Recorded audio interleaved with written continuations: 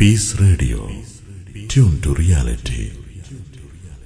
ഇമാം ഇരുന്ന് നമസ്കരിക്കുന്ന സന്ദർഭത്തിൽ മഅ്മൂം നിന്നാണോ ഇരുന്നാണോ നമസ്കരിക്കേണ്ടത് എന്നാണ് ഒരു സഹോദരൻ്റെ ചോദ്യം. ഇമാമായിട്ടാണെങ്കിലും മഅ്മൂമായിട്ടാണെങ്കിലും ഇരുന്ന് നമസ്കരിക്കുമ്പോൾ സുജൂദിലേക്ക് പോകുമ്പോൾ മുന്നിൽ ഒരു തലയണ വെച്ച് അതിൽ സുജൂദ് ചെയ്യുന്നതും കാണാം. ഇതിനെക്കുറിച്ച് ഒന്ന് വ്യക്തമായി തന്നാൽ നന്നായിരുന്നു. ഇമാമ് നിന്ന് നമസ്കരിക്കാൻ കഴിവുള്ളവനാണ് എങ്കിൽ, അതേപോലെ മഅ്മൂം നിന്ന് നമസ്കരിക്കാൻ കഴിവുള്ളവനാണ് എങ്കിൽ നിന്ന് തന്നെയാണ് നമസ്കരിക്കേണ്ടത്. നമസ്കാരത്തിൽ നിൽക്കുക എന്നുള്ളത് നമസ്കാരത്തിൻ്റെ റുക്നാണ്. അതുകൊണ്ട് തന്നെ നിന്ന് നമസ്കരിക്കാൻ കഴിവുള്ളവർ ഒരിക്കലും ഇരുന്ന് നമസ്കരിക്കാൻ പാടുള്ളതല്ല. ഫർദ് നമസ്കാരങ്ങൾ അത് ഇതിലാദ്യം മനസ്സിലാക്കുക. പിന്നെ നിന്ന് നമസ്കരിക്കാൻ കഴിയാത്തവരെ നിന്ന് നമസ്കരിക്കാൻ കഴിവുള്ളവരുണ്ടായിരിക്കുക ഇമാമാക്കാൻ പാടില്ല. ഒരു പള്ളിയിലെ റാത്തിബായ ഇമാമല്ലെങ്കിൽ അല്ലാതെ, റാത്തിബായ ഇമാം എന്ന് പറഞ്ഞാൽ പള്ളിയിൽ വേതനം കൊടുത്ത് ഇമാമായി നിശ്ചയിക്കപ്പെട്ട വ്യക്തിയാണ് എങ്കിൽ അയാൾ തന്നെയാണ് ഇമാം നിൽക്കേണ്ടത്. അയാൾ കഴിയില്ല എങ്കിൽ അയാൾ മറ്റൊരാളെ, കഴിയുള്ള ഒരാളെ ഇമാമായിട്ട് നിശ്ചയിക്കുകയാണ് വേണ്ടത്. ഇനി അയാൾ ഇമാമായി നിൽക്കുകയാണ്, വിട്ടുകൊടുക്കണില്ല എങ്കിൽ, അയാൾ അവിടെ നിശ്ചയിക്കപ്പെട്ട ഇമാമാണ് എങ്കിൽ അയാൾക്ക് നിന്ന് നമസ്കരിക്കാൻ കഴിയില്ല എങ്കിൽ അയാൾക്ക് ഇരുന്ന് നമസ്കരിക്കാം. പക്ഷെ പിന്നിൽ നമസ്കരിക്കുന്നവർ ഇരുന്നാണോ അയാൾ തുടരേണ്ടത് അതല്ല നിന്നാണോ തുടരേണ്ടത്? നിന്ന് തുടർന്നിട്ടുണ്ട് എങ്കിൽ, അതായത് ഇരുന്ന് ഒരു ഇമാം നമസ്കരിക്കുകയാണ്, അയാൾ നിന്നാണ് തുടരുന്നത് എങ്കിൽ തുടർന്ന് നമസ്കരിക്കുന്നവരുടെ നമസ്കാരം സ്വീകാര്യമാണ്. പക്ഷെ അവർക്ക് ഏറ്റവും കൂടുതൽ കരണീയമായതും പ്രതിഫലാർഹമായതും അവർ ഇരുന്ന് ആ ഇമാമിനെ തുടരുക എന്നുള്ളതാണെന്ന് തെളിവുകളിൽ നിന്ന് മനസ്സിലാക്കാം. നബി സല്ലല്ലാഹു അലൈഹി വസല്ലം തങ്ങൾ പറഞ്ഞു, ഇന്നമാ ജുഇലൽ ഇമാമു ലിയുഅ്തമ്മ ബിഹി. ഇമാമിനെ നിശ്ചയിച്ചത് ഇമാമിനെ പിൻപറ്റാൻ വേണ്ടിയിട്ടാണ്, ഇമാമിനെ തുടരാൻ വേണ്ടിയിട്ടാണ്. ഈ ഹദീസിൽ നബി സല്ലല്ലാഹു അലൈഹി വസല്ലം തങ്ങൾ പറഞ്ഞു, വഇദാ സല്ല ഖായിമൻ ഫസല്ലു ഖിയാമ.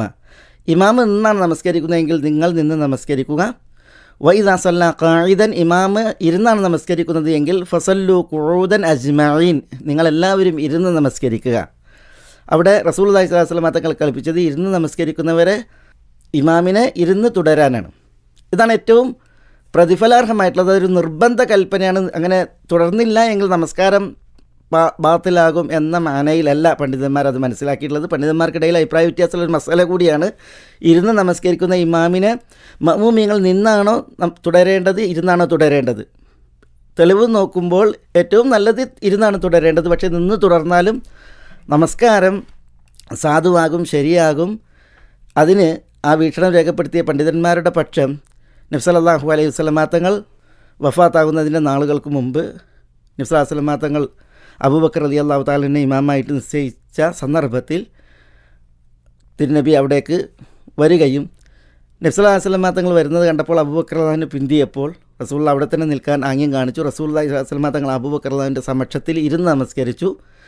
അബൂബക്കർ റളിയല്ലാഹു റസൂലുള്ളാഹിൻ്റെ നമസ്കാരം നിന്ന് ആളുകൾക്ക് കാണിക്കുകയും അങ്ങനെ ഇരുന്നുള്ള റസൂലുള്ളാഹി സ്വല്ലല്ലാഹു അലൈഹി വസല്ലം തങ്ങളുടെ നമസ്കാരത്തെ തുടർന്ന് പിന്നിൽ മഅ്മൂമിങ്ങൾ സഹാബത്ത് നിന്ന് നമസ്കരിക്കുകയാണ് ഉണ്ടായത്.